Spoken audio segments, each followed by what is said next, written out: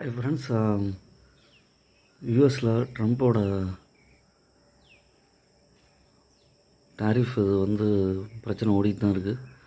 அவங்க பார்த்திங்கன்னா அவர் சொன்ன டாரிஃப்லாம் அங்கே இருக்கிற கோர்ட்டில் எதுவும் செல்லாதுங்கிற மாதிரி சொல்லிட்டாங்க. அதுக்கப்புறம் பார்த்தா 10% போகுங்கிற மாதிரி நினச்சோம். இப்போ பார்த்தா 15% டாரிஃபுங்கிற மாதிரி வந்திருக்கு.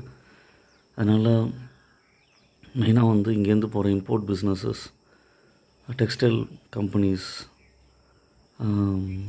அதுக்கப்புறம் கெமிக்கல் கம்பெனிஸ், இங்கேருந்து இம்போர்ட் ஆகிற ப்ராடக்ட்ஸ் கம்பெனிஸ்க்கான ப்ரைஸில் சேஞ்சஸ் இருக்க வாய்ப்பு இருக்குது.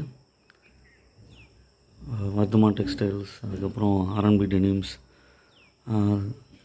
Chemical companies, Rashtriya chemical companies, இந்த மாதிரி நிறைய கம்பெனிஸோட ப்ரைஸில் சேஞ்சஸ் வரும். இன்றைக்கி அனலைஸ் பண்ணிவிட்டு அதுக்கு தகுந்த மாதிரி இன்வெஸ்ட் பண்ணுங்கள். வெயிட் அண்ட் வாட்ச், மார்க்கெட் எப்படி போகுதுங்கிற சுச்சுவேஷனை அனலைஸ் பண்ணிவிட்டு அதுக்கப்புறமா கன்சிடர் பண்ணலாம்.